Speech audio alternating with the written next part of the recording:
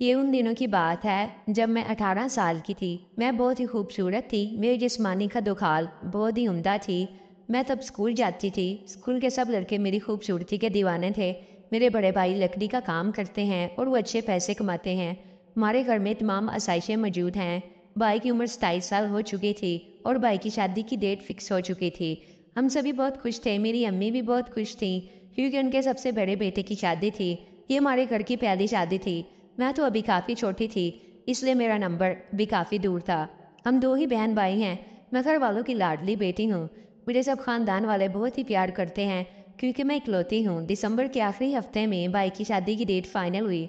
हम सब घर वालों ने धूमधाम से शादी की तैयारी की। सब ने नए नए जोड़े सिलवाए। मैं भी किसी से कम नहीं थी। मेरे भाई की शादी थी और ऐसा हो नहीं सकता कि मैं उम्दा लिबास ना पहनूं। मैं मेहंदी के लिए सूट लेकर आई और बारात वाले दिन मैंने फ्राक पहननी थी। वलीमा के लिए मैंने लहंगा पहनना था।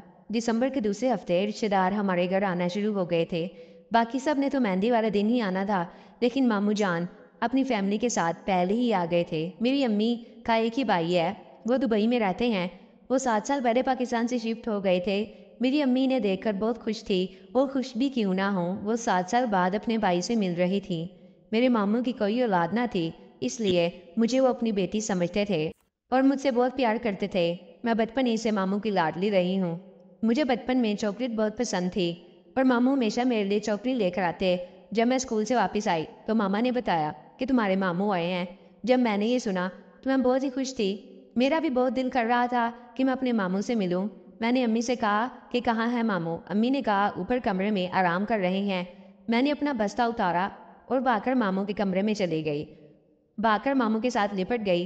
मैं मामू से मिलकर बहुत खुश थी। काफ़ी देर मामू के साथ बैठी रही, गपशप की। मामू ने मुझे कहा, राबिया तुम तो बहुत बड़ी हो गई हो, देखो पता भी नहीं चलता कब बच्चे बड़े हो जाते हैं। मैंने कहा मामू, और आप तो बुढ़े हो रहे हैं। मामू मेरी बात पर हंस पड़े और कहने लगे मैं आज भी जवान हूँ। मैंने कहा मामू आप मेरे लिए चॉकलेट नहीं लाए।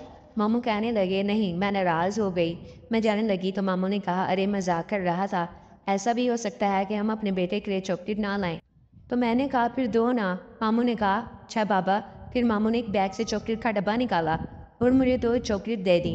मैंने कहा मामू मुझे सारा डिब्बा चाहिए। मामू ने कहा इतनी भी क्या जल्दी है, ये सारी तुम्हारे लिए ही हैं, लेकिन अभी अगर मैं तुम्हें सारा डिब्बा दे दूँ तो तुम इन्हें ख़त्म करके मुझे दोबारा तंग करोगी।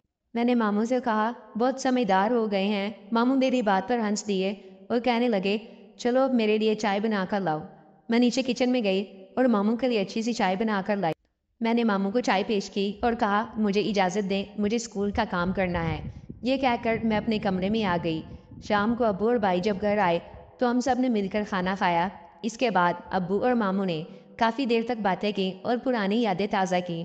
मुझे स्कूल का काफ़ी काम करना था, इसलिए मैं अपने कमरे में चली गई। रात के 11 बज चुके थे और मैं अभी तक अपना होमवर्क कर रही थी। मैं अपने कमरे में आज़ाद घूम रही थी क्योंकि मुझे पता था कि ये मेरा कमरा है। यहाँ पर कोई भी मेरी इजाज़त के बगैर नहीं आएगा। मैंने हल्का सा लिबास पहना हुआ था। मैं अपने काम में मसरूफ़ थी कि मुझे पता ही ना चला कि मामू कमरे में आ गए हैं। वो तो जब मैं बैग से बुक निकालने के लिए उठी तो मैंने मामू को देखा। मैं बेसाख्ता हो गई। मामू तो किसी और ही दुनिया में गुम थे। वो बड़ी दिलचस्पी से मुझे देख रहे थे। मैं समझ गई।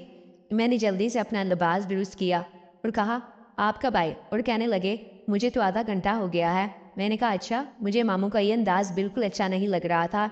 वो मेरे मामू थे, लेकिन वो टिकटिकी बांधकर जिस तरह मुझे घूर रहे थे, मुझे शक हो चुका था। मामू ने मुझे कहा तुम्हारे हाथ की चाय पीने आया हूँ, अगर पिला दोगी तो। मैंने कहा जी ज़रूर। मैं नीचे गई और गरम गरम चाय मामू को ला कर दी। मामू ने चाय पी और मेरी तारीफ करते हुए कहा तुम्हारे हाथ की चाय पीकर तो मुझे बहुत सुकून मिल गया, और जाते हुए मुझे एक चॉकलेट दे गए। अब मामू ने अपनी हरकतों को जारी रखा और दिन ब दिन मेरे करीब होते गए। एक दिन मामू ने मुझसे पूछ लिया शादी का क्या इरादा है। मैंने कहा अभी तो पढ़ लिख कर अपने पाँव पर खड़ी हो जाऊं, शादी भी कर लूँगी। मामू ने कहा अगर कोई लड़का पसंद हो तो मुझे बता देना, मैं तुम्हारी माँ से बात कर लूँगा। मैंने कहा नहीं नहीं, ऐसी कोई बात नहीं है। मामू ने मेरे कंधे पर हाथ रखते हुए कहा बेटा मैं भी इस उम्र से गुजर कर गया हूँ, अब तो हम वैसे भी बहुत अच्छे दोस्त बन चुके हैं, इसलिए तुम कोई भी बात मुझसे शेयर कर सकती हो। एक रात घर वाले शॉपिंग के लिए गए हुए थे। मैं और मामू घर पर अकेले थे और घर वालों को वापसी में सुबह हो जानी थी क्योंकि वो दूसरे शहर गए थे। मैं मामूल की तरह स्कूल का काम करने लगी। مجھے یاد آیا کہ میں نے اپنے ماموں سے چاکلیٹ تو لی ہی نہیں۔ میں ماموں کے کمرے میں گئی اور کہا، ماموں آپ نے مجھے آج چاکلیٹ نہیں دی۔ ماموں کسی سے فون پر بات کر رہے تھے، انہیں سمجھ ہی نہیں آئی میں کیا بول رہی تھی۔ میں نے 2-3 مرتبہ کہا لیکن ماموں نے نہ سنا۔ جب میں نے چوتھی بار کہا تو ماموں نے مجھے غصے سے کہا، تمہیں نظر نہیں آ رہا کہ میں فون پر بات کر رہا ہوں؟ میں ناراض ہو کر اپنے کمرے میں چلی گئی۔ رات کے 12 بج چکے تھے۔ میں اپنے بستر میں لیٹی ہوئی تھی۔ ماموں رات کو آئے اور مجھے منانا شروع کر دیا اور کہا، میں تو کسی سے بات کر رہا تھا، مجھے معاف کر دو، تم تو میری پیاری سی گڑیا ہو۔ میں نے کوئی جواب نہ دیا۔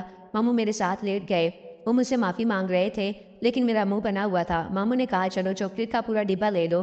جب میں نے یہ سنا تو میرے چہرے پر ہلکی سی مسکراہٹ آئی، لیکن ماموں بولے کہ اس کی ایک شرط ہے۔ میں نے کہا، کیسی شرط؟ انہوں نے بتایا تو میرے پیروں تلے زمین نکل گئی، میرے ہوش خطا ہو گئے۔ میرے نہ کرنے کے باوجود مجھے پکڑ لیا۔ اور اگر آپ کو میری ویڈیوز اچھی لگ رہی ہیں تو مجھے کمنٹ کر کے ضرور بتائیں اور ویڈیو کو لائک کرنا نہ بھولیں۔